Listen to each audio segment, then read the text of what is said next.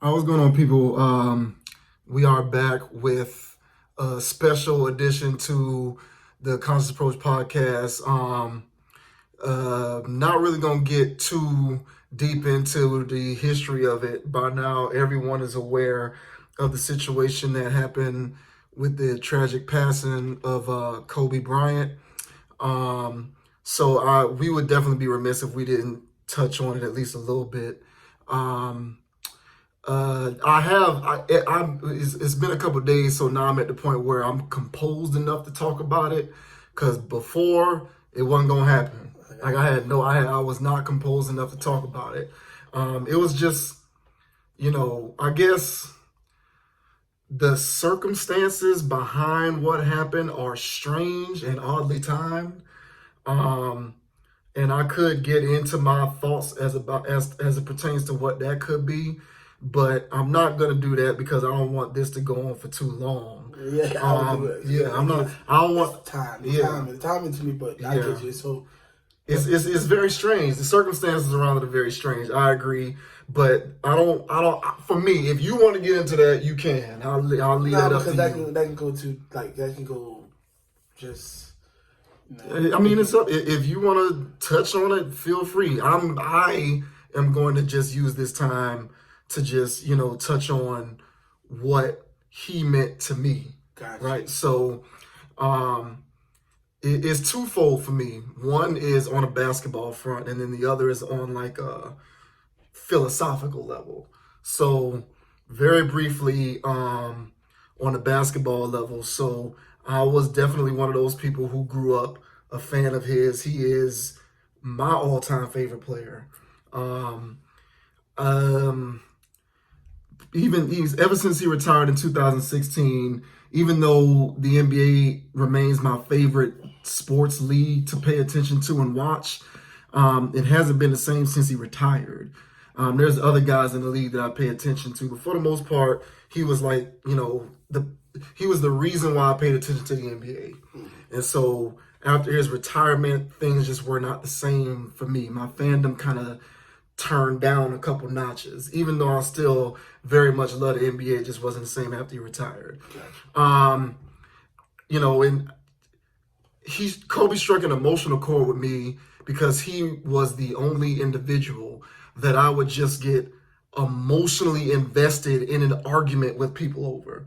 He was the only person that I would get that emotional about, where I would get into an argument and would really try to prove my point to people, even though it's an arbitrary argument and there is no right and there is no wrong. Yeah. But when it came to Kobe, it was kind of like I would really try to make it known that the way I felt about him was right and the way you felt about him was wrong. Gotcha. As illogical as that is, that's just how I felt about it. I always kind of held the personal opinion that he is the second greatest player of all time. That's just how I felt about him. And these conversations are subjective. So it's all about how you perceive the qualifiers that make up for you personally what constitutes a great player. Mm-hmm. So, I never thought that my opinion was the gospel on him. I never thought that I was right or that anybody else was wrong. It was just my personal belief was that the lens through which I view the greatness of a player boils down to like three qualifiers for me. It's how I always thought of it. One was like your game, so how gifted you are at the sport of basketball. One was your postseason success, because you got to throw championships and all of that kind of stuff in there. And then the third prism through which I viewed it was always how prolific your career was, which boils down to the numbers and all of that good stuff. And for me personally, after Jordan, the guy who I felt had the greatest amalgamation of all three of those qualifications was him. Thus, I felt as though he was the second greatest player who ever lived. It wasn't something that I was going to lose sleep over if you didn't agree with me. It's just how I personally felt. And so intrinsically, the feeling that I got watching him play is something that I have not felt since he retired. And when he was in his athletic prime, I feel as though he played the game at a level higher than anybody I've ever seen play. And that includes anybody playing today currently. I don't care who it is. So, given all that, and I can go into some details about certain things that he did throughout his playing career, but that'll again make this go on way too long. Suffice to say, overall, from a basketball standpoint, that's how I always felt about him. But probably more importantly is how I felt about him from a philosophical standpoint. So the thing that always kind of had, like, the reason why I always had a connection with him is because I feel as though he was a rare individual, and he's not the only one, but he's one of few people who I feel as though, like, achieved the pinnacle of human existence while not necessarily compromising his principles. And that's something that I personally relate to.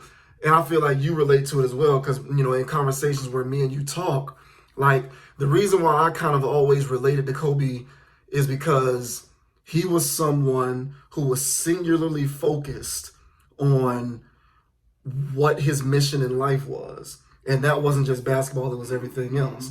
And people who are that singularly focused and it's like kind of obsessively compulsive about it, the way that they go about doing that and achieving everything that they want to achieve in life, it can at times rub people the wrong way who don't necessarily relate to that kind of singular focus. And I relate to that because I kind of have an obsessive nature about myself when it comes to accomplishing things. And sometimes people don't take kindly to that. They kind of look at me as the weird guy. I'm an oddball. Like, I'm kind of standoffish. I'm not necessarily always in the mix when it comes to the social crowds. I'm always on the left doing my own thing. Because if you aren't on a wavelength that's similar to mine, to me, I kind of don't really rock with you on that level. And I feel like you're the same way. Like, we don't necessarily have a zillion friends in the world because you kind of evaluate the character of a person based upon how much you can approximate your wavelength to theirs. And if it's far apart, it creates a fissure, right? Where you don't necessarily get along with everybody because if they are far apart in that way, it's just not going to click. It's not going to work. He was somebody who was that way, and I realized at a young age that I was that way as well. And I often get the reputation amongst people who don't know me personally for being somebody who can be aloof or standoffish. Even words like mean or things like that, people just don't necessarily relate to that kind of approach to life on a philosophical level. But what I always appreciated about him was the fact that I could kind of take cues from the fact that he was that way, and I saw the level of success that he was achieving, but also still aspiring to, and I was able to kind of look at that and say, I'm not doing it wrong. I'm not doing it wrong because it's very easy to kind of be focused on a track in life, but to get thrown off because you're rife with insecurities about whether you're doing it right. If you got people telling you that you're not doing it right, you start listening to outside voices, you start listening to ancillary noise, it can become easy to second guess yourself and allow those insecurities to overpower you. Gotcha. And so whenever you can kind of take a step back and look at an example of someone who's doing it that way, and you can kind of say, I'm not crazy. The way I'm doing it kind of is the right way to do it. And, he was someone who I kind of looked at and said, this is somebody who gets it. And I get that, and I get him because of it. And so I just always appreciated him for that. I don't have role models. I don't really believe in that. Yeah. I think it's dangerous to hero worship public figures and celebrities because you're placing your faith in people who are flawed human beings. And I think it leads you down a dangerous path of, it's like a false sense of security in terms of placing your moral compass within the guise of a person who themselves has have a very low moral compass. Gotcha. I don't really believe in the notion of role models. The only man that I've ever looked up to in my life is my own father. Outside of him, I don't worship celebrities. I don't have role models. I don't believe in that. I believe that you develop the tendencies to become your own role model based on the way that you live your life. You can appreciate someone for how much they achieve in terms of the mastery of their craft, but on a personal level, I kind of shy away from having somebody whom I identify with as a role model. The closest person who ever came to being a role model for me was probably him, just because of all of the stuff that I just mentioned. And, I'm almost done, but just to kind of close out where I'm at with him is I'm a believer in the theory of Maslow's hierarchy of needs. It's a principle that I have always lived by ever since I learned about it as a young kid. It's a psychological theory which basically posits that human existence is basically broken down into 5 tiers, and each tier, progresses one after the other. So the very bottom tier is physiological needs, food, water, things you need to live. As you go up, these are things that help you to achieve, the maximum pinnacle of human existence, but they're also things that are harder to achieve. And then, the second level is like safety, so security, things like that. The third level is like love and abundance. The fourth level is like social acceptance, self-esteem. And then the fifth level, the final level, is self-actualization. Mm-hmm. Self-actualization meaning that you have maximized every aspect of your existence so much so that you are achieving everything that you want to achieve in life: financial freedom, social acceptance, your familial situation is intact and it's the way you want it to be. You're leaving a legacy. You're doing it your way.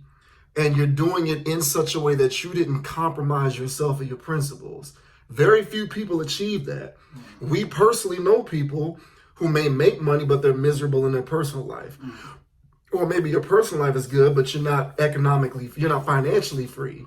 Maybe your home situation is messed up. Things are just not in order. But for him, even though the road was bumpy, it wasn't always perfect. I feel as though he and a couple other people actually achieved that self-actualization. And it's something that I've always wanted to make sure that I fought and worked to achieve at some point in my life, whether it happens today, 30, 40 years from now. You just want to be able to know that you maximize yourself as a human being and you achieve the pinnacle of human existence without compromising your integrity and your principles. And, we see examples all the time where we talk about, when we speak kind of, casually, leisurely, when we're talking about people who we see doing stuff, but we question whether they sold their soul, you know what I'm saying? Whether they compromise any of their principles or integrity. How did you get what you get? Are you able to sleep knowing that you did it in such a way that, you know what I'm saying? Yeah. Like you got there by how you got there, via questionable means. And, just to kind of let it go, in addition to him always being my all-time favorite basketball player, he was also one of my favorite humans, not because he was perfect, but because he actually self-actualized. And I actually appreciated that about him. Character-wise, I feel like he and I had similar tendencies. I'm not comparing myself to Kobe in any kind of way. I'm not trying to say I'm on the level as him. I'm just saying that whenever I saw that, and with the rhetoric that was surrounding him, where people would call him a selfish person or misunderstand him or label him with all of these negative connotations, because I've experienced those personally myself, I always kind of looked at him and said, he's someone who's doing it right, and I'm not crazy for doing it my way. So I'm gonna just miss him. And this hit real hard. You can count me as one of those people who was crying all day Sunday and Monday. That was me. But life goes on, and as cliche as it may sound, you honor someone in the best possible way by trying to at least replicate the path with which they walk, so that you can honor their legacy. And so that's it. Man, I just I was at the gym in the steam room and I saw it popped up, and Kobe was never my favorite player. Like my favorite player is Dwayne Wade all time. Yeah, gotcha. But it was funny because last night I was just chilling. I get a text message because, as you know, some people, I make music, so I got rap, so I got a bunch of songs I made. But I got a text message last night, and it just popped up and it said, in the Kobe state of mind, when the game's on the line, I come through in the clutch each and every time. Right. And that's a bar I wrote. It's on a song called Harry Richards like 5-6 years ago. And it hit me, and I'm thinking like, damn. At first, that really hit me because it's like, I'm not the biggest Kobe fan. But just that line there just lets you know, like, I still recognized. Yeah. You know what I mean? It was Kobe. Yeah. Kobe state of mind. And so, like, to me, it's just been a lot of mixed stuff. Like, I haven't really, it's sad because, like, his daughter, like, when you think about the actualization of just how it went down, you know what I mean? But then, like you say, what really gets me too is just, like, time and everything just makes it, so it just makes it very strange, and it's just hard to wrap your head around. Yeah. But I was, like, like you said, it's hard to just really, because it's so much, and it's just like, everybody's mourning and stuff like that. And, unfortunately, we live in a society, social media and stuff too, and we follow the trend. And unfortunately, such situations like this, you got people who say, "Oh, I'm Kobe fan." Yeah. Like, it's Kobe, I get it, but like, never shot a basketball, right? You know what I mean? And it's just like some people just want Kobe just to be, and people text. So it's sad that it takes things like this to happen. Yeah. Which, but I think that's just how it is. But there's a lot of good stuff you can take from it because, with me personally, what I've told myself, I'm like, Kobe worked hard. Man, he determined. He does every good father and all these things, especially amongst the black community.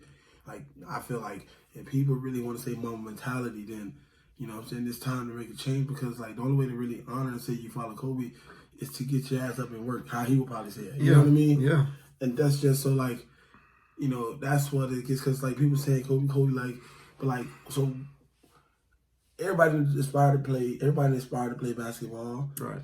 And so, so I just don't know, why, it's kind of like you said, it's dangerous. Like, it's just Kobe. Like, you just know Kobe. So most people because if you really, really feel like that, it's just like Martin Luther King, you know what I mean? Yeah. Like that, right? Yeah. Everybody felt so, but why in the hell are we so distant from what he really believed in? Yeah. You know what I mean? So these guys, but for me, it's just, what hurts me is I just see a pattern in this history, and I don't know why. I don't want to, but it's just sad because especially people say, oh, the black community, so many things, so many issues we have all these leaders, but I just have a hard time wrapping my head around how come it seems a lot of the black prominent guys, it's like we don't get to hold on. It's like Michael Jackson, Malcolm X, Martin Luther King, Kobe, Nipsey Hussle, Prince. And it's Prince. So it's like it's always reoccurring. And it's just like, if you just stop and think, if in a perfect world, it should have been Nipsey Hussle performing at the Staples Centers while LeBron playing, while Kobe in the arena. That's the perfect world. That's what it should be. Yeah. Like, LA should be a lot different. Yeah. But for some reason, it doesn't seem to go that way. So, like, with me, I don't know. It's just like, I think for the most part, you just got to like you said, you got to just appreciate what Kobe's did. You know what I mean? Because personally, I don't know, depending on how you believe, what you feel when it comes to death, what you believe, it's going to be different ways people take this kind of things. You know what I mean?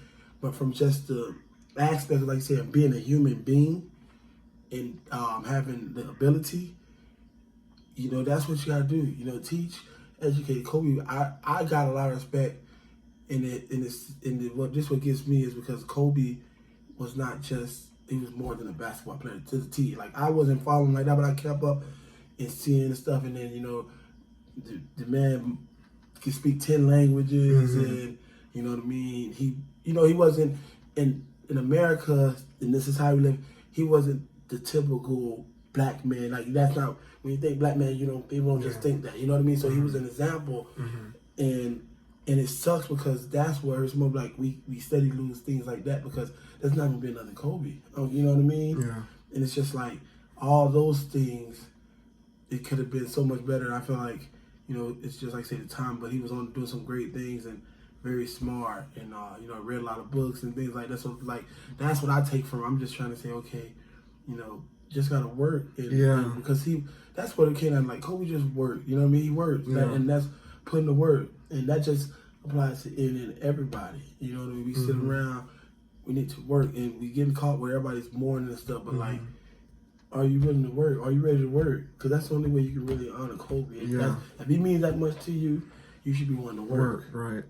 And but the whole situation is sad, and it's just like I said, for me, it's hard to grasp because it's just the timing to me is so strange. It was very strange. And one thing I did think about that was just like I was just thinking to myself, I was like, if that was the case, that they went to the airport, so it's not like it's just weird. I'm like, how did they know Kobe was going to? Nobody knew Kobe was going to take that plane that day, so it's almost like just like they knew he would take it. Like it's almost going to happen, but like nobody knew he was going to take the plane on a Sunday. I agree with you, man. And look, we can do a whole nother video where we talk about the strange circumstances around this. It doesn't make sense, and it just because it's just how tragic it is. And it's just like bro, like it was just like when I saw it pop up on my screen on my phone. I think B. Bryant texted in the group, "Is this real?" I automatically said, "Nah." I was like, "No."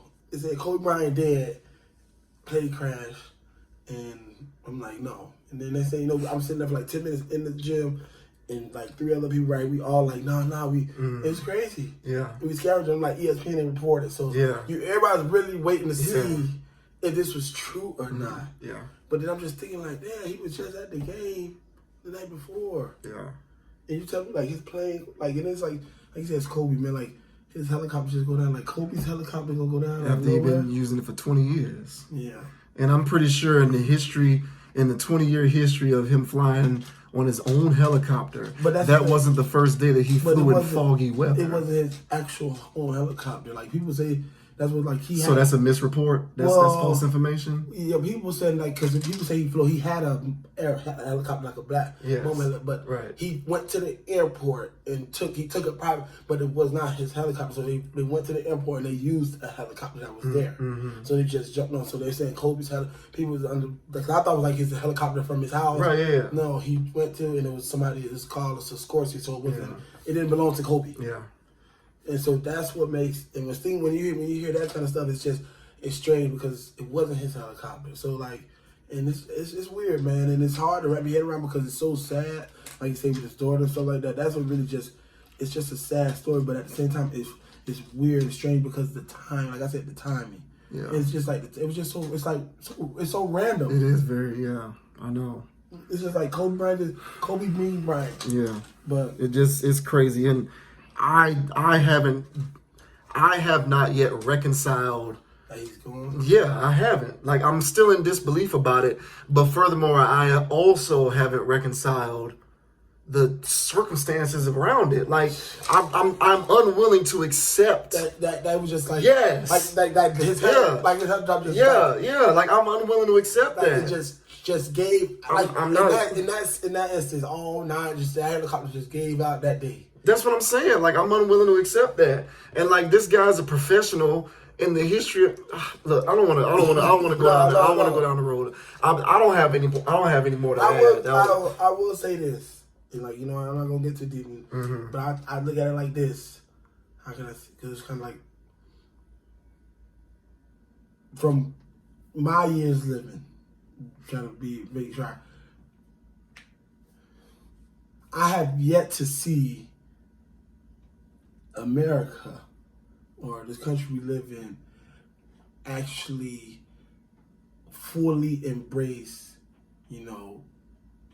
African Americans as such prominent African Americans. It was this, especially people like Kobe, you know what I mean? Because not saying, it's racist, but I just think, a black man has never been just held up that high. So I just think like it gets weird because I'm like, man, this Kobe, LeBron in LA, You know, that's where LA is Hollywood. Like that's where everything goes down. So it's just like, you know, I just think as what everything Kobe's doing global, doing nominated movies, you know, was where they gonna? Because bro, Kobe was LA. Like there was nobody bigger than Kobe in LA. Kobe had the most power in that city. You hands down, man. Like it's Kobe Bryant. 20 years, like LA was his city, and it's just like he was gonna do so much that was gonna change that city completely, bro. Like you know what I mean? Just sort of on the level that we need. Not for any, not just for black people, for everybody, but especially for black. We need to see that, and it's just like for somehow, like in America, we just never get to see that The to work the next be level. the work be completed. Yeah, and that's just so that's and it's just like you know what I mean. It's like so Yeah. it's just strange in that aspect because I know, like you said, so you don't know. Like I don't know, man. Like everybody, just because he's Kobe Bryant doesn't mean he still don't deal with certain. Like everywhere he goes, even amongst like in the wherever he's been, everybody's not like Kobe. Some people looking at Kobe like they don't like him. Just right there, Kobe don't. So you just never know. But like you say, the circumstances, but the circumstances seem very weird. But like you know, just from natural standpoint, though, I think like a lot of people just said, "Oh, it's just tragic," and you know, it is tragic. But you know, I see some people you say some things, and some people just get real. Everything's not Illuminati. Like some people really so. But to me, that's where like you should. That's what kind of makes all this because you can't really say like you know what I mean. Like with technology, everything you got, you can do enough research for yourself, but.